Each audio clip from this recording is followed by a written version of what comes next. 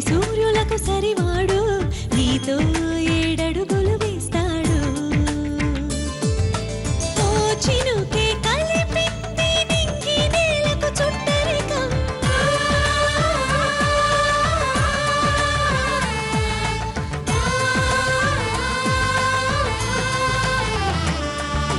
ఓ ఆశే పెనవేసి ఇరువురి మనసులలో ప్రణయం విధినైనా ఎదిరించి గెలిచే మీ ప్రేమ బంధం చందమామని సరిజోడు చూడడానికే మన్మధుడు స్త్రీ నీడే తాకని రాముడు జాజి మల్లిని జతగాడు కోటి సూర్యులకు సరివాడు నీతో ఏడడుగులు వేస్తాడు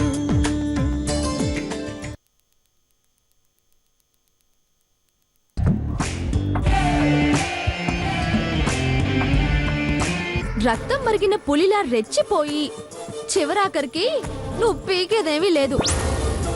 పార్థుగాడు ఇంత దారుణంగా దానికి లొంగిపోతాడనుకోలేదు. అక్కడికి వెళ్ళాక ఏం మాట్లాడాలి, ఎలా ప్రవర్తించాలి అని నాకు నేర్పిస్తున్నాడు వాడు. అన్నీ ఉన్న విస్తరాకు అణిగిమణిగి ఉంటుంది, ఏమీ లేని విస్తరాకు ఎగిరెగిరి పడుతుంది అని ఎగర్ని ఎప్పుడో గాల్దుమారం రాదా, దాని బతుకు కుక్కలు చెప్పిన విస్తర కాదా. చూద్దాం, నువ్వేం టెన్షన్ పడకు. మావయ్య గారు, భోజనాలు రెడీ. మావయ్య గారు రండి. అయితే ఇవాళ నీ చేతి వంట రుచి చూపిస్తున్నావు అనమాట. అవును మావయ్య గారు. ఏ నువ్వు ఒక్కడవే మనిషినట్నా? మేం మనుషులు కాదంటున్నా, మమ్మల్ని భోజనానికి పిలవదంటున్నా, మాకు అసలు తిండే పట్టిదంటున్నా. నేను అలా అనలేదు జేజవ్వ, అందరినీ పిలవాలనే వచ్చాను. పిలిచేదాకా ఆగితే కదా. ఓ నోరేసుకుని పడిపోవడం కాదు, కాస్త కూడా ఓపిక లేకపోతే ఎలా? చూసావా మీ ఆయన అప్పుడే కోడని ఎలా వెనకేసుకొస్తున్నాడో. ఈ ఇంట్లో అందరూ ఒకటే, మేమిద్దరమే వేరు. ఏంటి ఈ ముసలిదేమన్నా అంటుందా? చెప్పు, తాట తీస్తాను. అబ్బే అవి నన్నేం అనలేదండి. జాగ్రత్త, నా పెళ్ళాం జోలికి వచ్చావంటే జోలి చేతికిచ్చి మరీ పంపిస్తా. ఒరేయ్, నేను బ్రతుకుండగా అమ్మమ్మకి ఆ కర్మ పట్టదు. మాటికి అమ్మమ్మ జోలికి వచ్చావంటే మర్యాదగా ఉండదు.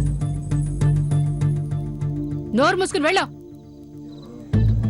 రండి, నేనే మిమ్మల్ని పిలుద్దాం అనుకున్నాను. భోజనాలు రెడీ అయ్యాయి. రారా, ఈరోజు పెద్దమ్మ చేతి వంట తిని చూసి ఎలా ఉందో చెప్పాలి. పద, బాగా ఆకలిగా ఉంది. పద.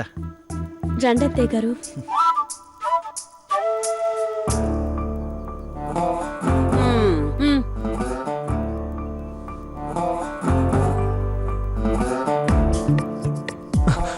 కూర్చోండి. నిన్ను కూర్చోమన్నాను కదా, కూర్చో. ఏ నీ చెల్లి వడ్డిస్తే అలసిపోతుందా? ఇవాళ మొదటిసారి నేను వంట చేశాను. నా చేతోనే వడ్డించాలనుకున్నాను జేజవ్వ. ఇన్నాళ్ళు నీ చెల్లెలు వండి వారిస్తేనే తిన్నావా? ఏదో నా మనవరాలు ఉండబట్టి, షుగర్ పేషెంట్ అని టైంకి అన్ని వండి పెడుతుంది కాబట్టి కడుపు నిండా తింటున్నాను. ఏ ఆపహ, నీ యాదవనా సార్. నువ్వు వడ్డించి పెద్దమ్మి. కూర్చో.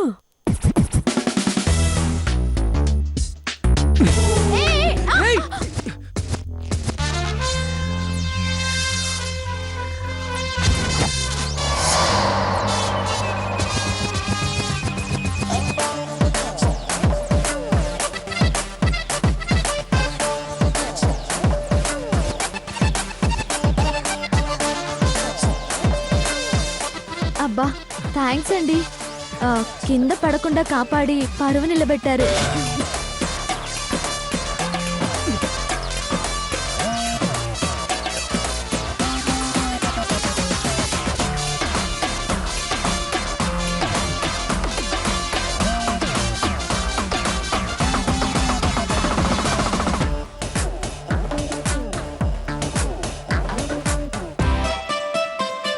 వావ్, ఇంక నన్నెవ్వరూ ఆపలేరు.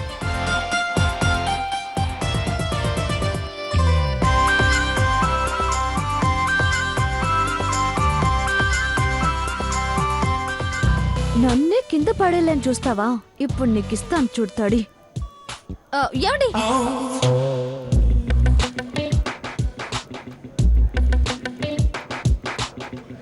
ఎంత పని చేయబోయారండి. చికెన్ ని చేత్తో తాకి ఎంత అపచారం చేశారండి.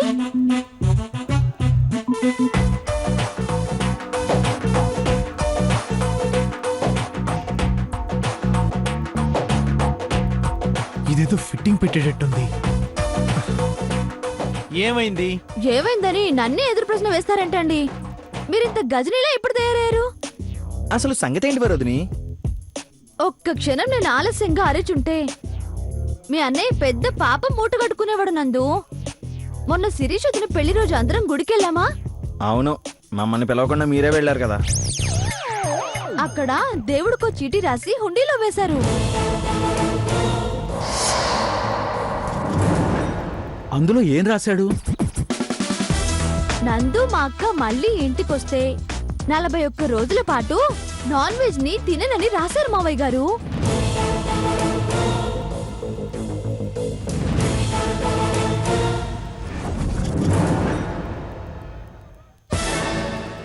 ఇది నా కడుపు కొట్టింది.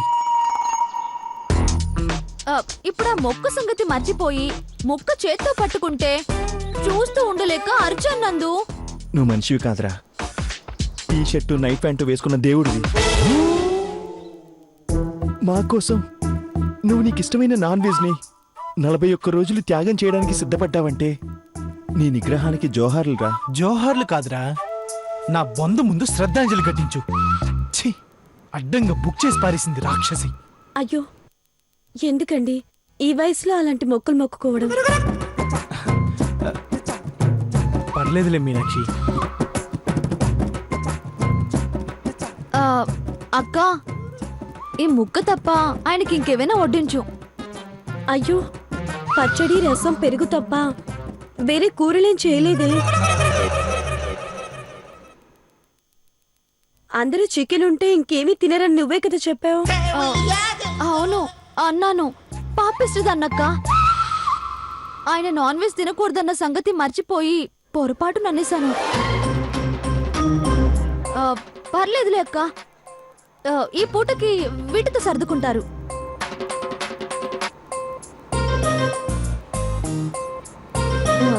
ఏవండి, పర్వాలేదు కదా? నువ్వు చెప్పావు కదా, పర్వాలేదు. పచ్చడితోనే కానిస్తాను.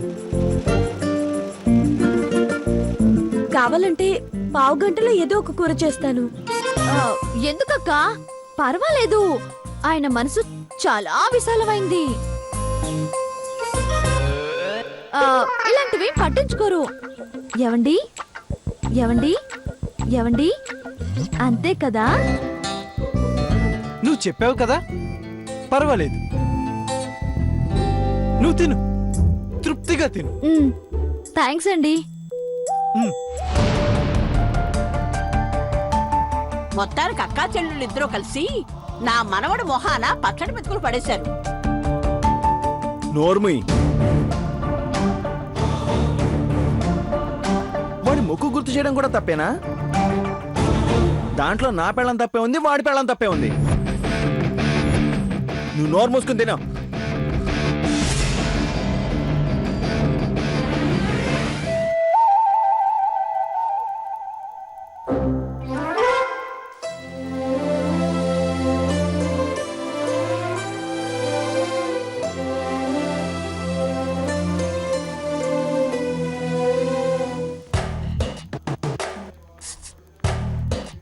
పెద్దమి, ఈరోజు ఇంట్లో మనకి ఫస్ట్ నైట్ కదా?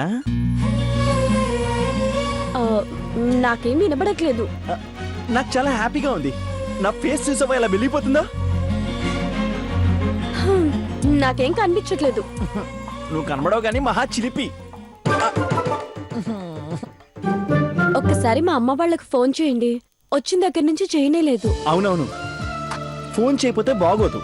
ఇన్నాళ్ళు అక్కడ చికెన్లు మటన్లు తిని ఇక్కడికి వచ్చాక మర్చిపోయామనుకుంటారు. వాళ్ళంత చీప్ గా ఏమనుకోరు. ఒకసారి ఫోన్ చేసి మాట్లాడితే ప్రశాంతంగా నిద్రపోతారు. అవును, మనం రాగానే ఇక్కడ జేజబ్బ ఎంత గొడవ చేసిందో అని భయపడిపోతూ ఉంటారు.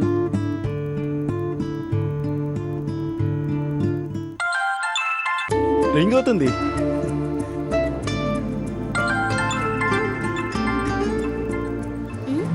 నందబావా, అక్క, నందబావ ఫోన్ చేస్తున్నాడు. అక్క, ఇటు ఇలా ఇవ్వయ్యా. అమ్మి అరే, హాయ్ బావా, హౌ యు? నేను సూపర్ కావ్య, నువ్వెలా ఉన్నావు? నేను చాలా గ్లామరస్ గా ఉన్నాను బావా. అక్క ఎక్కడుంది? నా పక్కనే ఉంది. మళ్ళీ ఎప్పుడు వస్తావు బావా? నీకోసం ఇక్కడ ఆరేయడానికి బట్టలు, కొట్టడానికి కట్టెలు, కాల్చడానికి రొట్టెలు రెడీగా ఉన్నాయి. లేవు. ఇటు ఇవే. నిన్ను పచ్చడి చేస్తా. బాబు, నేను మీ మావయ్యని మాట్లాడుతున్నాను. అదేదో మాట్లాడింది మరదలు కదా, ఆట పట్టిస్తుంది. అదంతా మనసులో పెట్టుకో బాబు. అయ్యయ్యో, అలాంటిదేం లేదు మావయ్య గారు. కావ్య సంగతి నాకు తెలీదా? బాబు, ఎలా ఉన్నారు? బ్రహ్మాండంగా ఉన్నా మావయ్య గారు. నేను అక్కడ ఉన్నప్పుడు ఇల్లరి కాలనీలో కాకుండా కన్న కొడుకులా చూసుకున్నారు.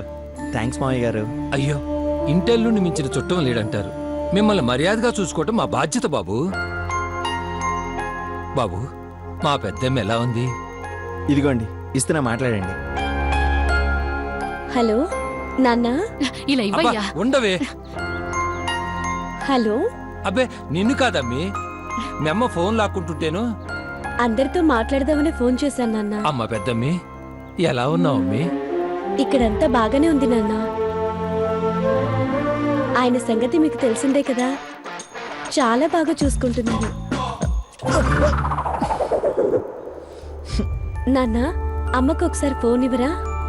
ఇస్తాను గాని పెద్దమ్మి, నిజంగా అక్కడంతా బానే ఉందా? మీరేమో అనుమానాలు పెట్టుకోవద్దు నాన్న. ఆయన ఉన్నారు, వరుదిని పార్దు ఉన్నారు. నాకే సమస్యలు లేవు. మీరు నిశ్చింతగా ఉండండి. చాలమ్మా, ప్రశాంతంగా నిద్రపోతాను. ఇదిగో మీ అమ్మకి ఇస్తున్నాను, మాట్లాడమ్మి. హలో అమ్మా. పెద్దమ్మి, ఏందోనే, నువ్విక్కడున్నంత కాలం ఎప్పుడెప్పుడు మీ అత్తవారింటికి వెళ్ళిపోతావా అని ఎదురు చూశాను. తీరా నువ్వు వెళ్ళిపోయాక అయ్యో బిడ్డ అప్పుడే వెళ్ళిపోయిందా అని బాధపడుతున్నాను. నాకు తెలుసమ్మా, అందుకే నువ్వు నన్ను గుర్తు చేసుకుంటావని నీకు ఫోన్ చేశాను. జాగ్రత్తగా ఉండమ్మీ. అత్తగారిని మామగారిని మాకంటే ఎక్కువగా చూసుకోవాలా? నందు మనసు ఎప్పుడు బాధ పెట్టకూడదు. ఇంటి కోడలందరికంటే ముందుగా లేవాలా? ఏమే, అవన్నీ నీకన్నా ఎక్కువ పెద్దమ్మకి తెలుసు కానీ నువ్వు సోదాపే. అమ్మా ప్లీజ్ నాకివ్వు. ఉండవే. ఇవాళ నా మనసు కొంచెం కుదుటపడిందే. మనమందరం పార్దుకి రుణపడిపోయి ఉన్నామమ్మా. తనే కనుక అత్తయ్య గారిని ఒప్పించి తీసుకురాకపోతే ఈ సమస్య ఇప్పట్లో తేలిది కాదు. అవునమ్మీ, పార్థు నిజంగా పెద్ద మనసు చేసుకుని ఉండకపోతే ఇవాళ అందరం ఇంత సంతోషంగా ఉండేవాళ్ళమే కాదు. చిన్నవాడైనా చేతులెత్తి మొక్కలనిపించింది. ఇంక చాలు, ఇటివ్వు ఇవ్వు. హాయ్ అక్క, ఎలా ఉన్నావే? ఎలా ఉంటావులే, బావ నిన్ను పువ్వుల్లో పెట్టి చూసుకుంటాడని నాకు తెలుసు కదా. ఇంతకీ ఆ ముసలి చేజావా ఇల్లే తెగిరిందా, ఇల్లు తీసి పందిరేసిందా, ఇంట్లోకి రానివ్వనందా, ఇల్ల దురిపోయేలా అర్చిందా, ఇంట్లోంచి వెళ్ళిపోయిందా, ఏం చేసిందే? ఏమీ చేయలేదులేవే, వదిలే, ఉంటాను. అది కాదక్క. పొద్దున్నే ఫోన్ చేస్తాను కదా, ప్లీజ్ ఉంటాను. ఓకే ఓకే, అర్థమైంది. బావగారు పక్కనే ఉన్నారనమాట. సరే అక్క, ఉంటాను. Good night. Good night. ఏమంటున్నారేంటి? వాళ్ళంతా చాలా సంతోషంగా ఉన్నారు. ఇప్పుడు వాళ్ళ దృష్టిలో పార్దు దేవుడైపోయాడు. అయితే ఇదంతా చేసింది పార్దు అనుకుంటున్నారా? తనే కదా. కాదు, మొత్తం కథ నడిపింది వరుదిని.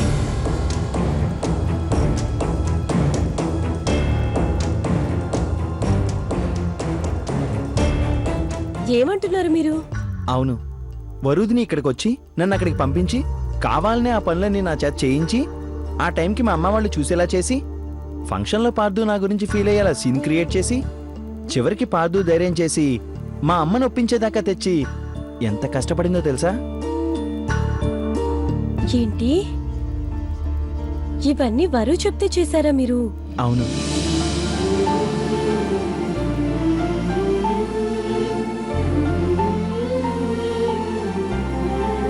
మన కోసం వరుదిని ఇంత కష్టపడిందా? నేను వెంటనే వరుదినితో మాట్లాడాలి. దేనికి? మనకింత సాయం చేసింది, కనీసం థ్యాంక్స్ అయినా చెప్పాలనుందండి. ఆగు, ఇప్పుడు వెళ్ళి తన బెడ్రూమ్ తలుపు తడతావా? ఇంకా పడుకొని ఉండదు కదా. మట్టి బుర్ర అని వాళ్ళు మనలాగే ఫోన్లు చేస్తూ పడుకొని ఉండదు కూర్చుంటారా? కదా. మట్టి బుర్ర అని వాళ్ళు మనలాగే ఫోన్లు చేస్తూ కూర్చుంటారా? నువ్వు వెళ్ళి డిస్టర్బ్ చేస్తే పండబూతులు తిడతారు. అయ్యో రామ.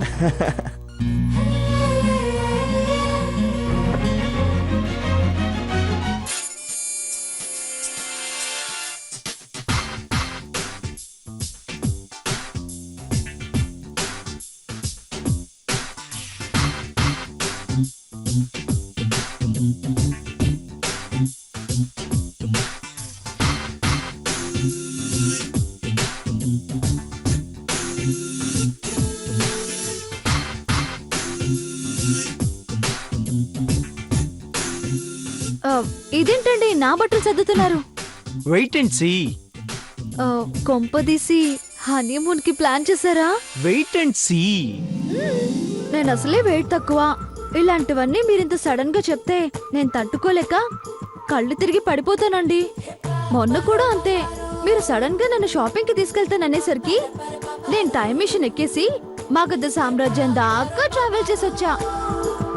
మీరు స్పృహ తప్పించబట్టి నేను బతికిపోయాను గాని లేదంటే ఈ పాటకి ఎర్రగడ్డ పిచ్చాసుపత్రిలో జుట్టు పీకుంటూ తిరిగేదాన్ని. ఒక 40 డేస్ కి ఈ బట్టలన్నీ సరిపోతాయా? మన హనీమూన్ కి 40 డేస్ ప్యాకేజ్ ఫిక్స్ చేశారా?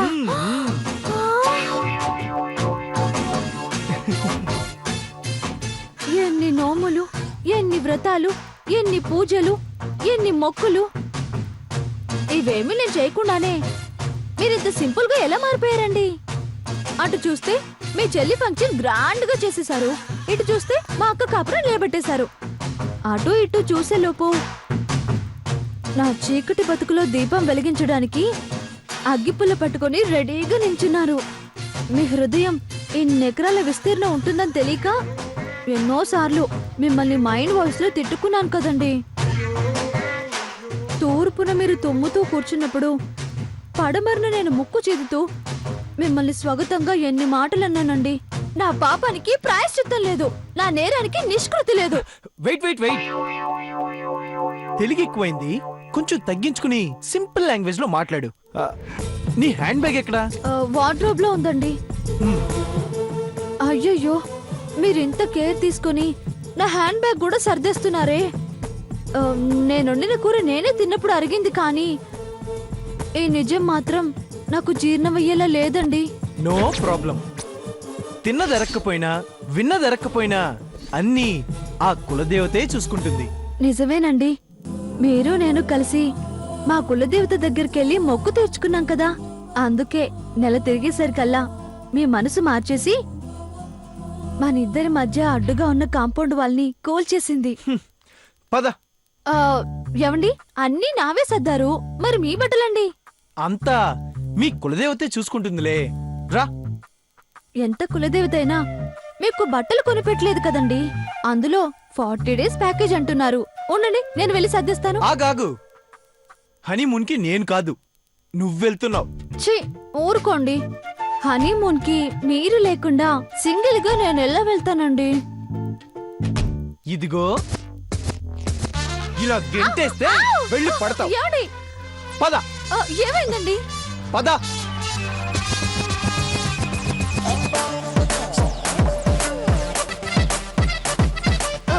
ఏమండి, ఎక్కడికి? రా రా రా. ఆగండి, ఎక్కడికండి? ఎంత పని చేసావు వరుదిని, ఎంత పని చేసావు? నేనేం చేశాను?